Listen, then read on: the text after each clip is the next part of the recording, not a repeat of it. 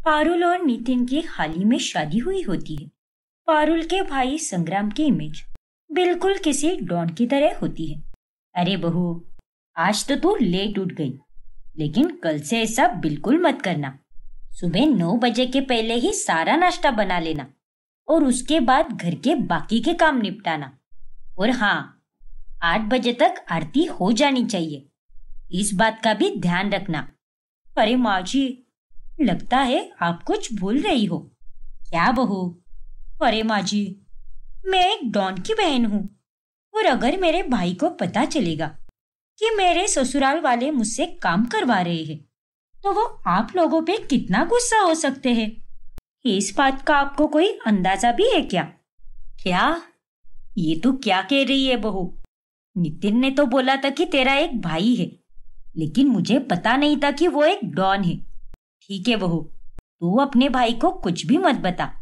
और तुम उतने ही काम करना जितने करने की तुम्हारी इच्छा हो। कोई जोर जबरदस्ती नहीं है बेटा। ये हुई ना बात माँ जी। पारुल की सास विमला अब घबरा जाती है और सारा काम वो खुद ही करने लगती है, और पारुल बस ऊपर ऊपर के छोटे मोटे काम कर देती है। ये देखकर ससुर संदीप कहते हैं, अरे विमला, ये सब तुम क्या कर रही हो? अभी अभी तो घर में बहू आई है, और बहू के आने के बाद भी तुम ये सारे काम क्यों कर रही हो? आपको पता नहीं है संदीप जी, और ना ही हमें नितिन ने बताया कि पारुल बहू का भाई डॉन है। इसीलिए मैं उसे ज्यादा परेशान नहीं करना चाहती, क्योंकि उसने अगर अपने भाई को कुछ बता दिया तो हमें लेने के देने पड़ सकते हैं।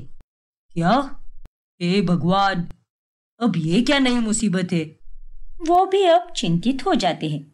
फिर एक दिन पारुल नितिन का कार्ड ले लेती है, और वो उस दिन 25,000 रुपए की शॉपिंग कर लेती है। और ये सब देखकर सास ससुर दोनों भी एकदम हैरान रह जाते हैं। अरे बहू, तुमने तो एक दिन में ही पूरे 25,000 रुपए उड़ा दिए। ये क्या कर दिया तूने? हाँ बहू, तुमने इतने सारे पैसे क्यों उड़ाए? 25,000 रुपए कोई छोटी रकम होती है क्या? ये तुमने सही नहीं किया। ओफो माँ जी, पापा जी, आप दोनों भी ना, ये कैसी बेतुकी बातें करते हो? अरे मेरा भाई तो एक बार में ही मुझे 50 से 60,000 रुपए देता था, और आप यहाँ पर 25,000 रुपए के लिए मुझे इतना बोल रहे हो। ये सब क्या है नितिन? पारुल, मैं माँ और पापा को समझाता हूँ। माँ पापा, अब जाने दो ना। उसकी इच्छा थी तो उसने शॉपिंग कर ली। वैसे भी मेरी तनख्वाह अगले महीने से बढ़ने वाली है, और यहाँ पर मुझे ही कोई चिंता नहीं है। तो आप दोनों खामोखा क्यों चिंता कर रहे हो? एकदम बेफिक्र रहो, मैं सब मैनेज कर लूंगा। लेकिन बेटा, वो दोनों चुप हो जाते हैं, और इस तरह से पारुल ससुराल वालों को अपनी उंगलियों पर नचाती रहती है और मुफ्त के मजे लेती है। फिर एक दिन जब घर पर पारुल के चाचा ससुर आते हैं, तभी, अरे पारुल बहू, हमें ना वो डोसा खाने का बहुत मन कर रहा है, वो भी आलू मसाले वाला। प्लीज बना दो ना जल्दी से। क्या? डोसा? नहीं नहीं, मैं तो अभी बाहर जा रही हूँ, क्योंकि मेरे सैलून में अपॉइंटमेंट है। इसीलिए आप ये सब माँ जी से ही बनवा लो। अरे पर बहू। देवर जी, आप फिक्र मत कीजिए, मैं बना देती हूँ ना आपके लिए डोसा। और बहू, तुम जाओ बेटा, बहुत दिनों से इसे पार्लर जाना था ना, इसीलिए जा रही है ये। ठीक है विमला भाभी, कोई बात नहीं, जाओ बहू, मेरे लिए डोसा तेरी सास बना देगी। लेकिन घर में 2 दिन में ही चाचा जी ये देखकर हैरान रह जाते हैं कि पारुल एकदम महारानियों की तरह रह रही है और बाकियों के साथ नौकरों की तरह पेश आ रही है। फिर रात में, अरे बहू, मेरे सर में बहुत दर्द हो रहा है, तनिक थोड़ी मालिश तो कर दो। ये लो, इस तेल से करना। गांव के वैद्य जी ने दिया है ये मुझे तेल, बहुत कमाल का है, थोड़ा तुम भी रख लो अपने लिए। छी चाचा जी, इस तेल की बदबू, यू, दूर रखिए इसे मेरे से। लेकिन बहू। चाचा जी, मुझे ना मेरे भाई ने एकदम रानी की तरह रखा है, इसलिए मैं ये सारे काम नहीं करने वाली। तो आप बार बार मुझे काम देना बंद करो। बहू, ये क्या तरीका है बड़ों से बात करने का? जब से आया हूँ तब से देख रहा हूँ। अरे छोटे, छोड़ना ये सब। मैं नितिन से कहता हूँ, वो तेरे सर की मालिश कर देगा। बहू की तबीयत थोड़ी खराब है ना, इसीलिए इतनी चिड़चिड़ कर रही है। नहीं भैया, आप लोग सह सकते हो इसके नखरे, लेकिन मैं नहीं सहूंगा। माफ कीजिए, लेकिन आज के बाद मैं आपके घर पे कभी नहीं आऊंगा, और जब तक ये यहाँ पर रहेगी तब तक खास तौर पर नहीं आऊंगा। अरे तो मत आओ ना, बुलाया भी किसने है आपको? अरे बहू, तुम तो शांत हो जाओ। और छोटे, मेरी बात तो सुन ले। चाचा जी कोई बात नहीं सुनते और वो गुस्से में वहां से निकल जाते हैं। और इतना सब कुछ होने के बाद भी वो पारुल को कुछ भी नहीं बोल पाते। फिर बाद में, अरे नितिन बेटा, तूने बहू के साथ लव मैरिज करके बहुत गलत किया है। अरे उसके आने से तो सब कुछ बिगड़ गया है। और नहीं तो क्या, ना जाने कितने अरमान सजाए थे मैंने, लेकिन सब कुछ चकनाचूर हो गया है। ना तो हम बहू को कुछ बोल सकते हैं और ना ही उसे कोई काम दे सकते हैं। एक तरह से हम उसके गुलाम ही बनकर रह गए हैं। हर पल बस उसके डॉन भाई की ही दहशत बनी रहती है घर में। मुझे माफ कर दो माँ पापा, लेकिन मैं भी क्या करूं? मैं भी यहाँ पर फंस चुका हूं। अब तो मैं उसे छोड़ भी नहीं सकता, और अगर मैंने ऐसा किया तो वो और उसका भाई मुझे कहीं का नहीं छोड़ेंगे। जाने दे बेटा, हम तेरे लिए ये सब सहन करने के लिए तैयार हैं। नहीं माँ, आप चिंता मत कीजिए। मैंने अपने दोस्त के घर पर आती हुई काम वाली से बात कर ली है। वो पैसे भी ज्यादा नहीं लेती और वो यहाँ पर 2 दिन के बाद काम करने आएगी और वो घर का सारा काम कर देगी। फिर आपको और पापा को किसी भी तरह की कोई दिक्कत नहीं होने वाली। नहीं बेटा, ऐसा बिल्कुल मत कर। पहले ही तेरी बीवी तुझे कितना लूटती है, और उसमें ये बेफिजूल के खर्चे मत कर। तू अकेला क्या क्या देखेगा? और तू घर के कामों के बारे में इतना मत सोच। हम दोनों इतने भी बूढ़े नहीं हुए हैं जो कोई काम नहीं कर सकते। क्यों जी? हाँ बेटा, तेरी माँ बिल्कुल सही कह रही है। आज तक हम दोनों ने साथ मिलकर सभी काम किए हैं और आगे भी करेंगे। लेकिन तू अपने काम पर ध्यान दे बेटा। इन सबको लेकर इतना परेशान मत हो, ठीक है ना? ठीक है पापा। सच में भगवान आप जैसे माँ पापा हर किसी को दे। आप दोनों ने आज तक मेरे लिए जो भी किया है, उन सब के लिए बहुत बहुत शुक्रिया। अरे चुप कर पागल, अपने माँ बाप को शुक्रिया बोल रहा है। और नहीं तो क्या। चल जा, अब तुझे दफ्तर जाने के लिए पहले ही काफी देर हो चुकी है। हाँ माँ। फिर नितिन दफ्तर चला जाता है और जब पारुल को उसके भाई संग्राम का कॉल आता है तभी वो थोड़ी सी घबरा जाती है। और बता पारुल, सब कुछ ठीक तो है ना वहां पर? तू सही तरह से अपनी घर गृहस्थी संभाल तो रही है ना? कोई लफड़ा वफड़ा तो नहीं हुआ ना? हाँ। अरे नहीं नहीं भाई, सब कुछ एकदम ठीक है और मैं अपने ससुराल वालों का अच्छे से ख्याल रख रही हूँ। फिर तो एकदम अच्छा है, ऐसे ही खुश रहे। नितिन एक अच्छा लड़का है, मिडिल क्लास वाला है, लेकिन दिल से एकदम हाई क्लास वाला है। उसे कभी भी कोई तकलीफ मत देना। हाँ भाई, मैं आपकी बात समझ गई। और बताओ, आप कैसे हो? मैं एकदम टकाटक। चल अभी मैं फोन रखता हूँ, कुछ रहेगा तो तुरंत फोन घुमाने का। क्या? हाँ भाई, जरूर। फिर पारुल कॉल कट करके राहत भरी सांस लेती है। शुक्र है मैंने सही से भाई के सामने झूठ बोल दिया। मेरे ससुराल वालों को ये तो पता है कि मेरा भाई एक डॉन है, पर उन्हें ये बिल्कुल भी नहीं पता कि वो एक बुरा नहीं बल्कि अच्छा वाला डॉन है, जो गलत लोगों की बैंड बजाकर सच्चे और गरीब लोगों का साथ देता है। और अगर उसे पता चला कि मैं यहाँ अपने मासूम ससुराल वालों को अपने ही भाई का खौफ दिखाकर मुफ्त में राज कर रही हूँ, तो वो तो मुझे भी नहीं छोड़ेगा। अब पारुल की हरकतें दिन ब दिन बढ़ती ही जाती हैं। फिर एक रात उसे भूख लगने के कारण नींद ही नहीं आती। मुझे तो पास्ता खाने का बड़ा मन कर रहा है, क्या करूं? एक काम करती हूँ, माँ जी को ही उठा देती हूँ।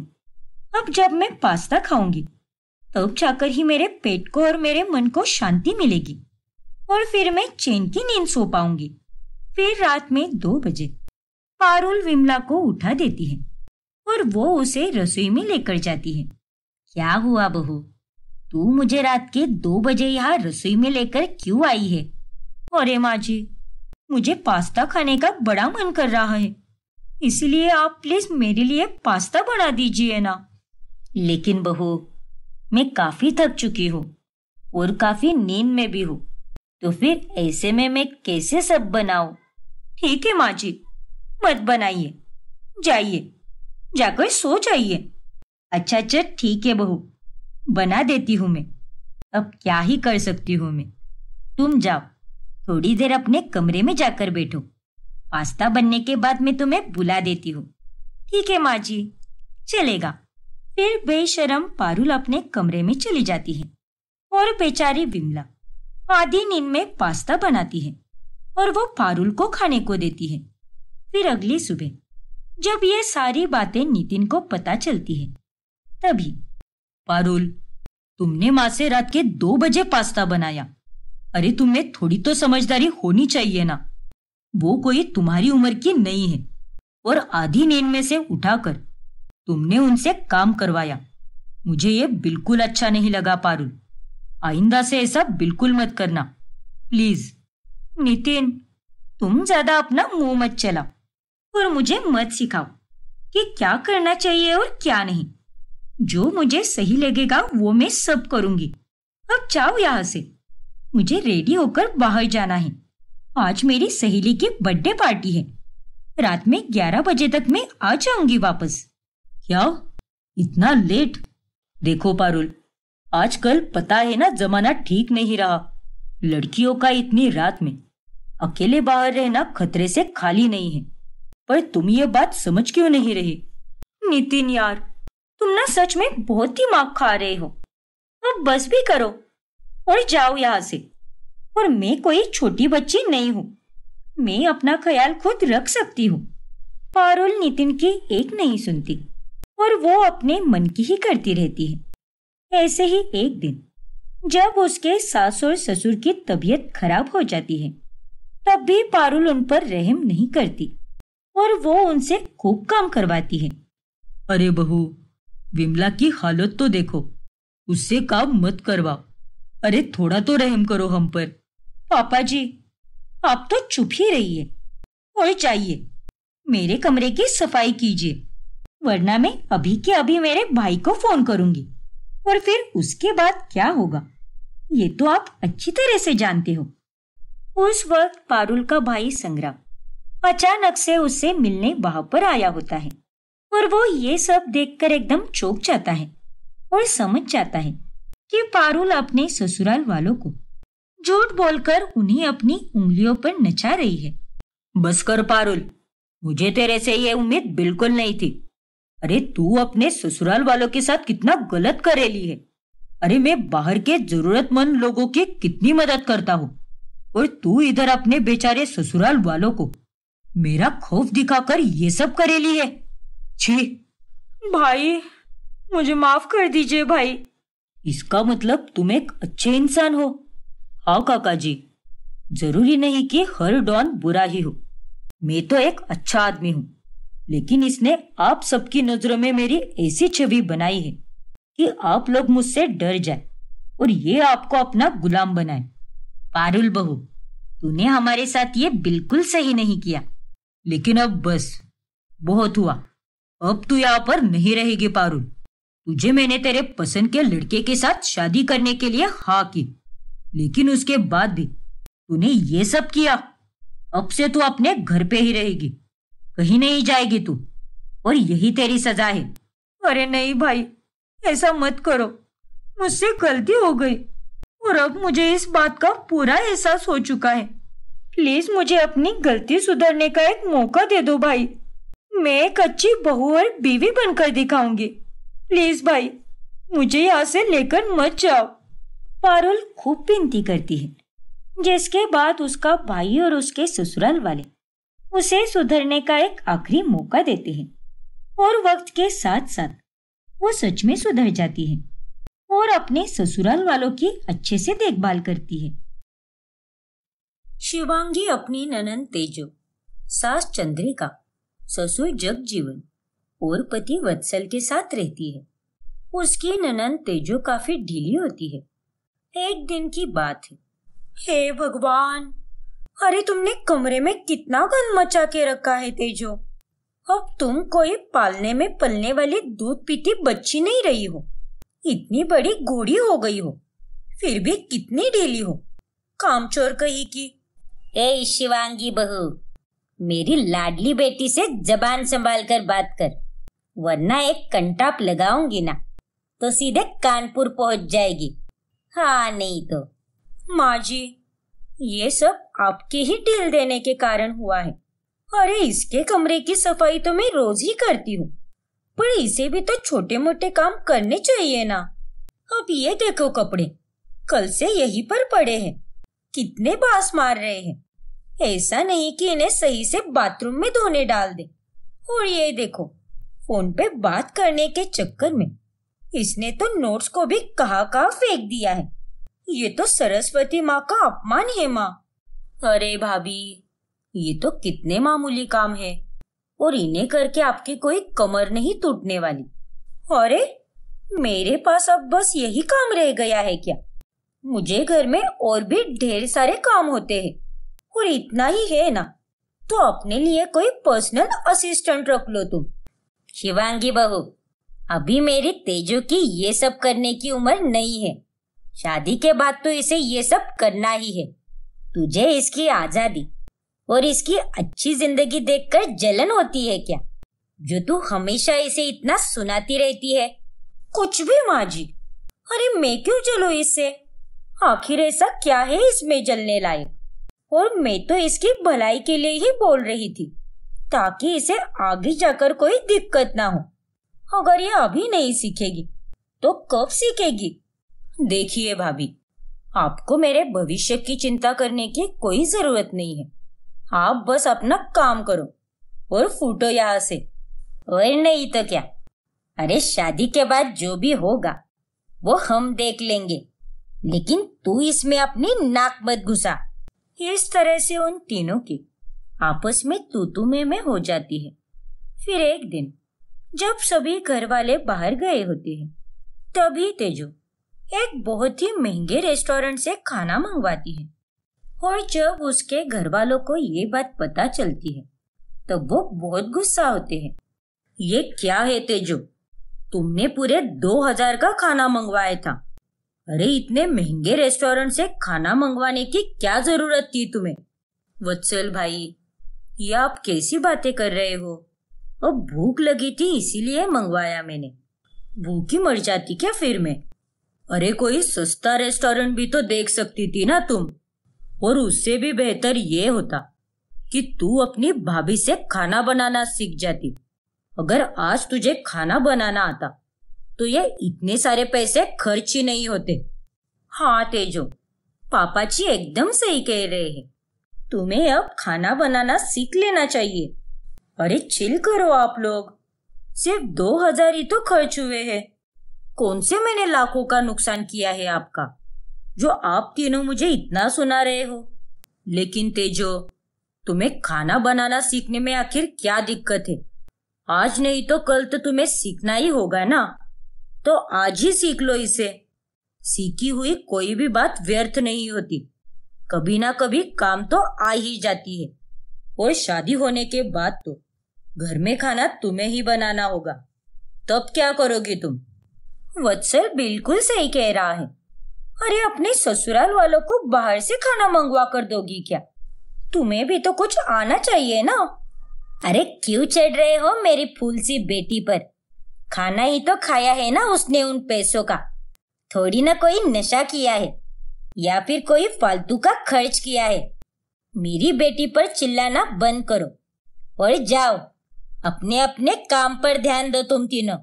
इसे जब खाना बनाना सीखना है तब मैं उसे सिखा दूंगी, लेकिन तब तक इस पर कोई जबरदस्ती नहीं करेगा।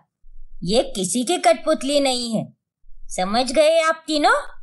फिर एक दिन जब वत्सल अपनी ऑफिस की मीटिंग के लिए एक कैफे में जाता है, तभी वहां पर उसे तेजो अपनी सहेलियों के साथ एंजॉय करती हुई दिखाई देती है और उसे देखकर वत्सल को बहुत गुस्सा आता है और वो घर आने के बाद अपनी माँ को सारी बातें बताता है। चढ़ाओ माँ, और चढ़ाओ अपनी बिटिया रानी को सर पर। हमसे कहा कि आज उसका प्रैक्टिकल एग्जाम है, इसीलिए कोट और बाकी की चीजें खरीदने के लिए उसे पैसे चाहिए।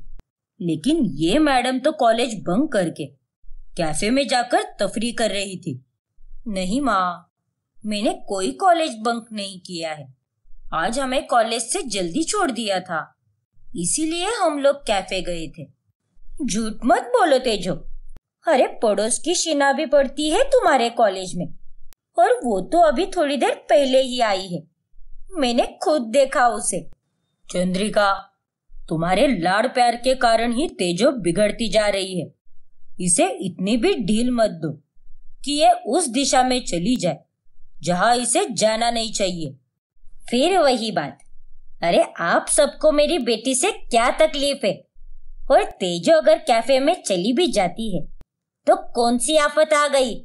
इसकी कॉलेज अब केवल 1 महीने की ही रह गई है। उसके बाद इसकी पढ़ाई पूरी हो जाएगी और फिर शादी हो जाएगी।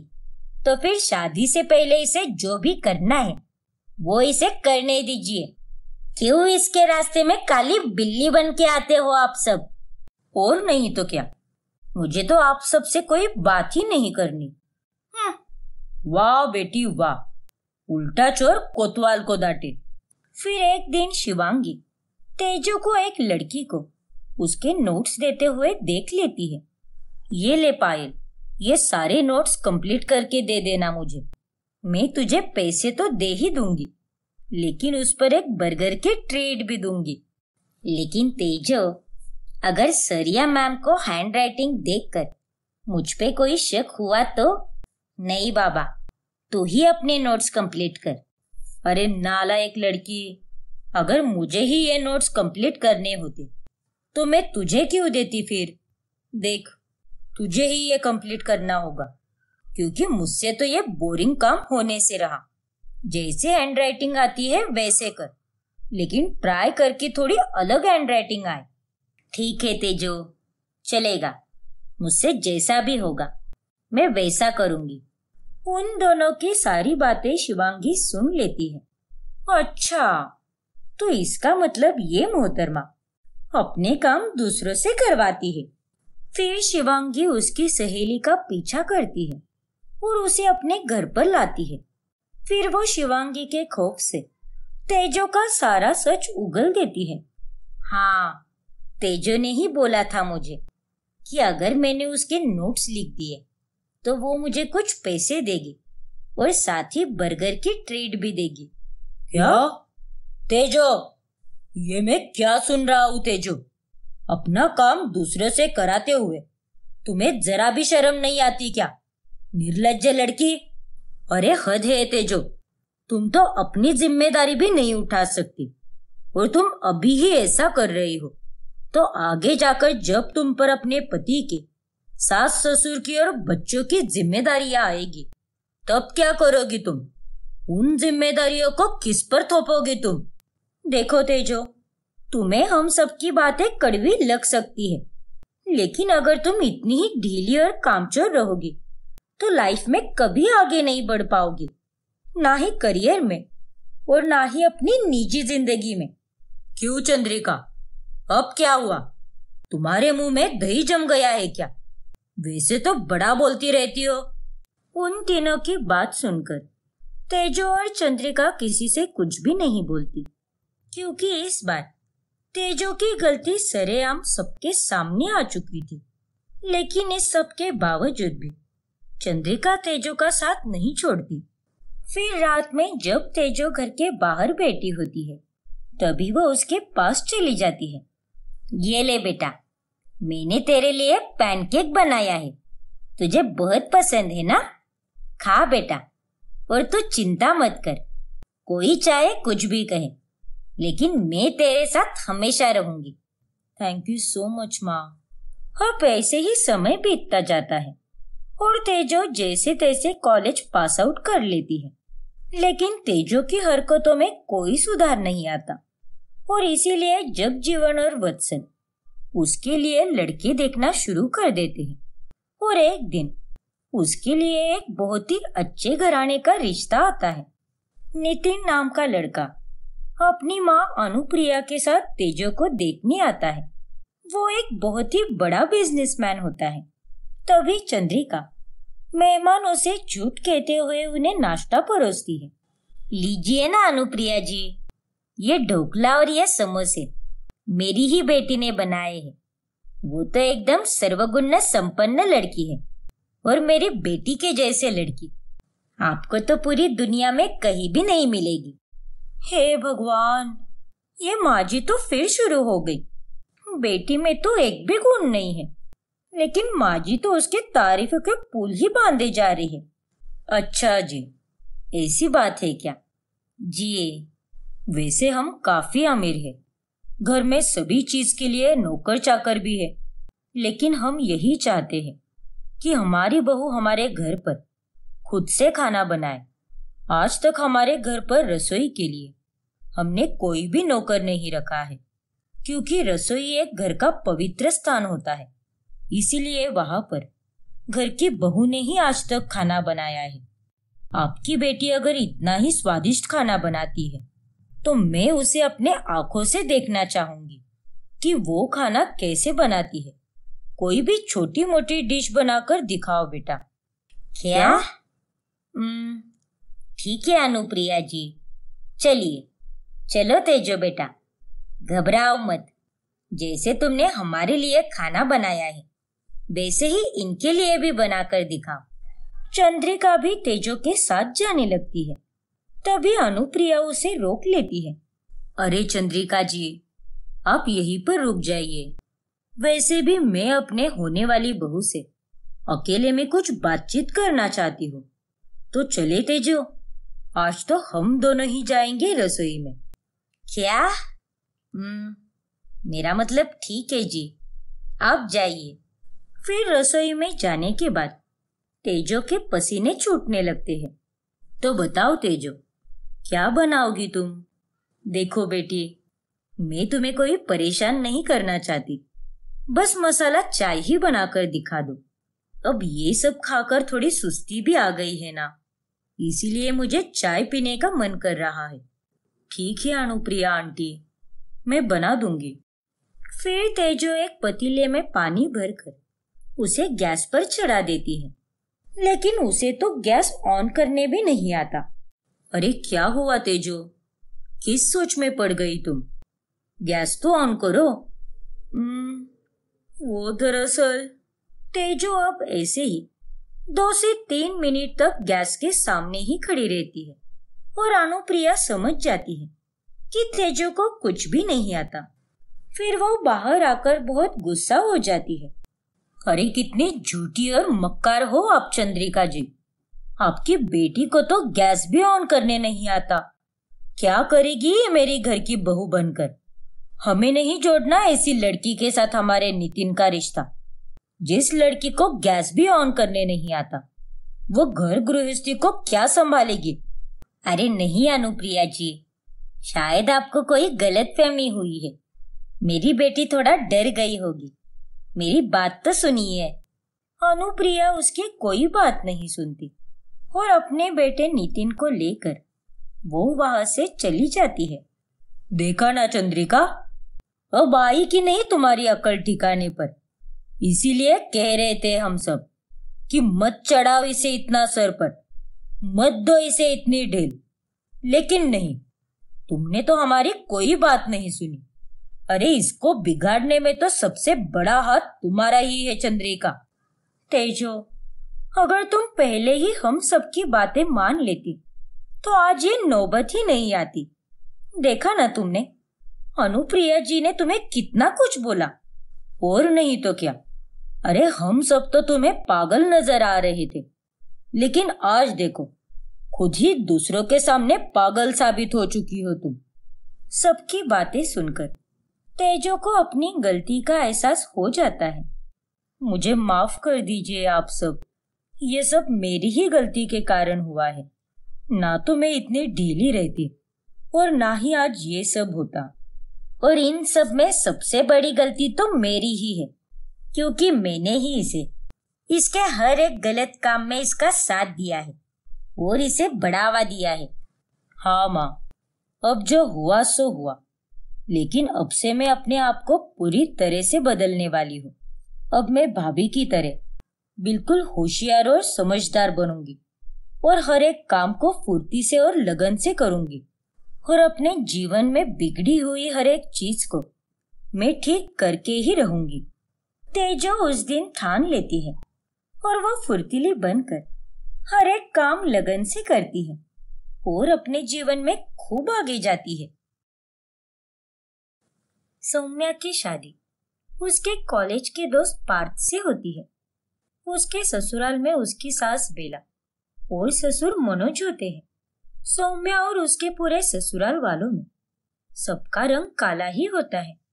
माँ जी, ये लीजिए, मैंने आपके लिए आपके पसंद के लड्डू बनाए हैं। पार्थ बताया करता था मुझे कि आपको ये लड्डू बहुत पसंद है। ठीक है, रख दे यहाँ पर। और हाँ, एक बात कान खोलकर सुन ले। अगर तुझे ऐसा लग रहा है कि तू ये सब करके मेरा दिल जीत जाएगी, तो ऐसा बिल्कुल भी नहीं होने वाला, क्योंकि मैं तुझे नापसंद करती हूँ और हमेशा करती रहूंगी। अब जाने भी दो ना बेला, इतनी क्या नाराजी? क्योंकि मुझे अपने पार्थ के लिए हमारी तरह ही एक अमीर बहू चाहिए थी, लेकिन उसने तो इस गरीब सौम्या के साथ शादी की। बेला की सारी बातें सुनकर सौम्या बहुत दुखी हो जाती है। फिर एक दिन जब सभी किसी रिश्तेदार की शादी में जाने वाले होते, तभी सौम्या बहुत सिंपल तरह से सजती है। उसे देखकर बेला बहुत नाराज हो जाती है। अरे नालायक लड़की, हमारे परिवार की नाक कटवाने की ही ठान ली है क्या तूने? ये इतनी सिंपल साड़ी क्यों पहनी है तूने? लेकिन माँ जी। लेकिन वेकिन कुछ नहीं, जाकर अच्छी साड़ी पहन ले और गहने भी थोड़े ज्यादा पहन। हम लोग अमीर हैं और तू भी अब एक अमीर ससुराल की बहू है, किसी गरीब और 2 कौड़े वाले परिवार की बेटी नहीं। तेरे पापा ने तो तुझे कभी ये सब सुख नहीं दिया, इसीलिए मैं समझ सकती हूँ। ठीक है माँ जी, मैं आप भी साड़ी बदल कर आती हूँ। सौम्या की आंखों में आंसू आ जाते हैं, लेकिन पार्थ उसे सांत्वना देता है।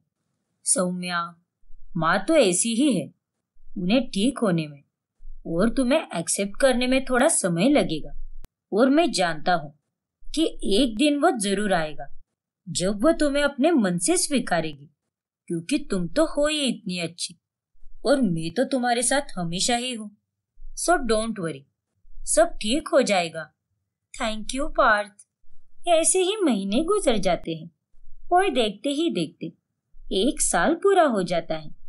फिर एक दिन घर पर पड़ोस की मीना मिठाई का डब्बा लेकर आती है। क्या बात है मीना भाभी, आज आप स्वयं यहाँ पर प्रकट हुई हो? हाँ?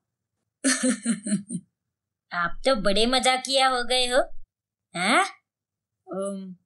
वो मैं अरे मनोज भाई साहब, बेला बहन, मैं तो आप दोनों को खुशखबरी देने आई हूँ। मैं दादी बन गई हूँ, मेरी बहू को बेटा हुआ है। अरे वाह, क्या बात है मीना बहन, बधाई हो। बधाई हो मीना भाभी, ये खबर सुनकर तो हमें भी बड़ी खुशी हुई। भगवान आपके पोते को हमेशा चुस्त दुरुस्त और तंदुरुस्त रखे। मीना की दादी बनने की खबर सुनकर बेला के मन में भी दादी बनने के बारे में विचार आता है और वो सौम्या और पार्थ से कहती है, सौम्या बहू, पार्थ बेटा, हमारी उम्र के सभी लोग दादा दादी बन रहे हैं, बस खाली हम दोनों ही बचे हैं। तुम दोनों कब खुशखबरी देने वाले हो हमें? हाँ बच्चों, अब तो तुम दोनों की शादी को पूरा 1 साल हो गया है। वैसे भी तुम दोनों ने लेट शादी की है और तुम दोनों की उम्र के हिसाब से तुम्हें अभी बच्चे के बारे में सोचना चाहिए। अरे क्या सोचना चाहिए? इन्हें तो अभी हमें पोता या पोती का सुख देना ही होगा। मैं कुछ नहीं जानती और ये मेरी इच्छा या आदेश नहीं है, बल्कि मेरी जिद है। मुझे भी बाकी औरतों की तरह दादी बनना है। हमारी सारी महिला मंडल में अब मैं अकेले ही बिना पोते या पोती की रह गई हूँ और इसीलिए मुझे अब बहुत बुरा लग रहा है।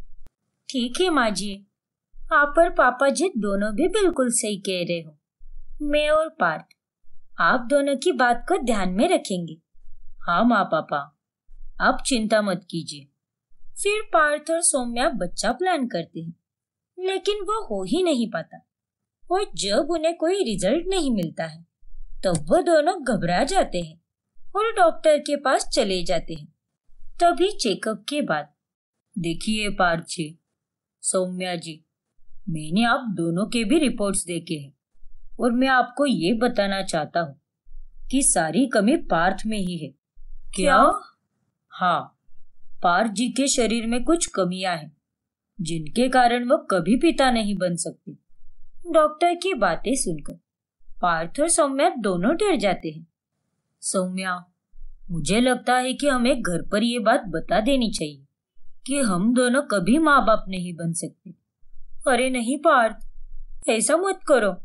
जब माँ और पापा को पता चलेगा कि सारी कमी तुम में है तो वो कितने दुखी हो जाएंगे, और जब ये बात किसी और को पता चलेगी तो वो लोग तुम्हारे खिलाफ बातें बनाएंगे और मैं वो सब बिल्कुल भी नहीं चाहती। तो फिर हम क्या कर सकते हैं सौम्या?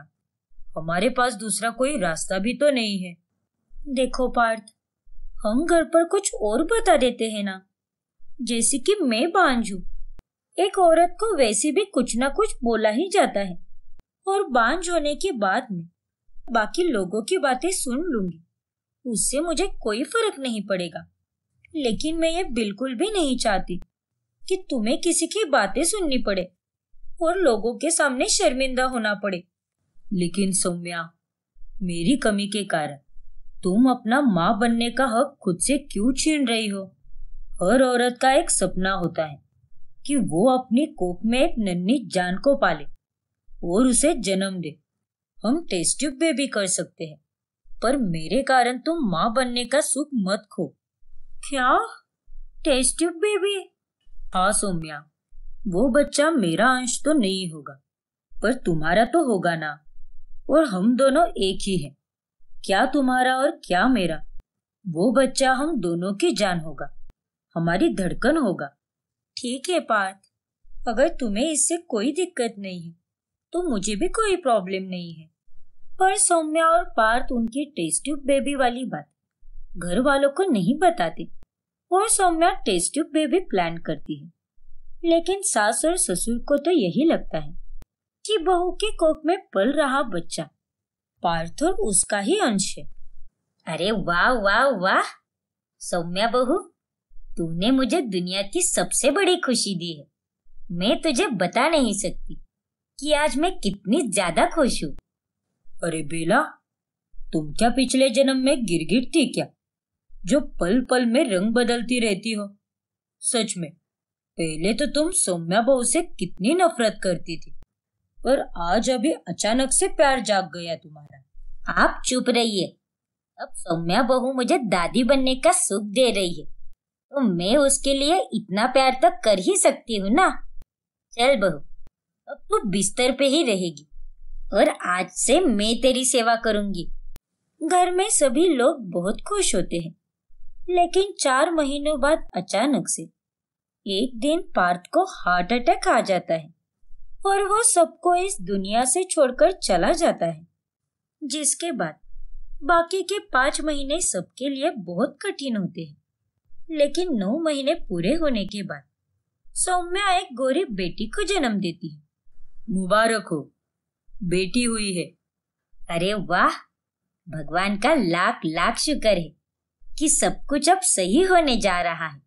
चलिए मनोज जी, अपनी नातिन को देख कर आते हैं। हाँ बेला, चलो। लेकिन जैसे ही बेला और मनोज सौम्या की गोरी बेटी देखते हैं, वो दोनों हैरान रह जाते हैं। अरे ये क्या, ये बेटी इतनी गोरी कैसे हो सकती है? ये ना तो तुम पर गई है और ना ही मेरे बेटे पर। हाँ सौम्या बहू, हमारे परिवार में तो सबका रंग काला है, तो फिर हमारी पोती गोरी कैसे हो सकती है? ऐसा हो सकता है माँ जी, पापा जी, और रंग चाहे काला हो या गोरा, है तो हमारा ही खून ना। बेला और मनोज हॉस्पिटल में तो सौम्या को कुछ भी नहीं बोलते, लेकिन जब सौम्या का घर आने का वक्त होता है, तभी वह उसे घर में कदम ही नहीं रखने देते। माँ जी, पापा जी, आप दोनों मेरे साथ ऐसा क्यों पेश आ रहे हो? क्योंकि हम जान चुके हैं कि ये हमारी पोती नहीं है, ये तो किसी और का गंदा खून है। क्या? ये आप क्या बकवास कर रही हो माँ जी? बकवास नहीं, सच कह रही है बेला। अगर ये हमारी पोती होती तो इसका रंग भी काला होता। इसका रंग तो तुम पर और पार्थ पर जाता, लेकिन ये किसी और का खून है। जरूर तुम्हारा किसी और के साथ चक्कर चल रहा होगा। और नहीं तो क्या, इसीलिए तो ये दिन रात फोन पर लगी रहती है, और इसी की वजह से ही मेरे बेटे को हार्ट अटैक आया होगा। उसे तुम्हारे घिनौने सच के बारे में पता चल चुका होगा। बस कीजिए माँ जी, पापा जी, आप दोनों की सोच कितनी घिनौनी हो सकती है। आप दोनों मेरे बारे में ऐसा सोच भी कैसे सकते हैं? चुप कर तू और निकल जा हमारे घर से। हमें किसी और का खून नहीं चाहिए। पहले तो हमारे बेटे को खा गई और अब हमारी बची कुची खुशियां भी खा गई है चुड़ैल। बेला और मनोज सौम्या को घर के बाहर निकाल देते हैं, जिस वजह से सौम्या बहुत दुखी हो जाती है और अब वो अकेली ही रहने लगती है। फिर कुछ दिनों बाद में जब बेला और मनोज उसी हॉस्पिटल में अपने मंथली चेकअप करने जाते हैं, तभी उन्हें सौम्या का डॉक्टर मिलता है। अरे बेला काकी, मनोज काका, आप दोनों यहाँ पर? हाँ, अभी हमारा मंथली चेकअप है ना, इसीलिए आए हैं हम। अच्छा, फिर बेबी कैसी है? घर का माहौल तो खुशी से भरा होगा। क्यों, सही कहा ना मैंने? डॉक्टर साहब, उसके बारे में तो बात भी मत कीजिए। वो हमारी पोती नहीं है, वो किसी और का खून है। हाँ, क्योंकि अगर वह हमारी पोती होती तो उसके रंग के साथ साथ नैन नक्श भी हमारे बेटे जैसे होते। क्या? ये आप क्या कह रही है? हम बिल्कुल सही कह रहे हैं। हमने तो बहू को घर से बाहर भी निकाल दिया है और अब उसका और हमारा कोई भी नाता नहीं है। बेला काकी, मनोज काका, ये आप दोनों ने क्या कर दिया? अरे एक बार मुझसे तो पूछ लेते। आप दोनों ने बहुत बड़ी गलती कर दी है। अरे आप जिस बहू पर इतना बड़ा शक कर रहे हो, उसी ने आपके बेटे की इज्जत बचाने के लिए ये सब किया है, और आपके स्वर्गवासी बेटे ने ही आपकी बहू को ये सुझाव दिया था कि टेस्ट ट्यूब बेबी कराए। सारी कमी आपके बेटे में ही थी, उसी पर पर्दा डाला है आपकी बहू ने। सारी सच्चाई जानकर बेला और मनोज चौंक जाते हैं और उन्हें बहुत शर्मिंदगी महसूस होती है। ये हमने क्या कर दिया मनोज जी? उसने हमेशा ही अपने माता पिता की तरह प्यार किया, हमारी देखरेख की, और हमने उसे क्या सिला दिया? हाँ बेला, हमसे बहुत बड़ी गलती हुई है। चाहे वो हमारे पार्थ का अंश भी ना हो, फिर भी हम उस बच्चे को अपनाएंगे, क्योंकि सौम्या अब हमारी बहू नहीं है बल्कि बेटी है। उसने तो हमेशा ही एक बेटी की तरह हमारा ध्यान रखा है। हाँ मनोज जी, आपने बिल्कुल सही कहा। फिर अंत में बेला और मनोज सौम्या के पास जाकर उसकी माफी मांगते हैं। हमें माफ कर दो सौम्या बेटी। हाँ, अब तुम हमारी बेटी ही हो। एक गलत फहमी के चलते हमने तुम्हारे साथ बहुत गलत किया है। हाँ बेटी, तुम्हारी भावनाओं को कितनी ठेस पहुंची होगी ये मैं अच्छे से समझ सकती हूँ, लेकिन अपने इन माता पिता को माफ कर दे बेटी, और अब अपने ससुराल नहीं बल्कि मायके चल, हमारी इस प्यारी दुलारी नातिन को लेकर।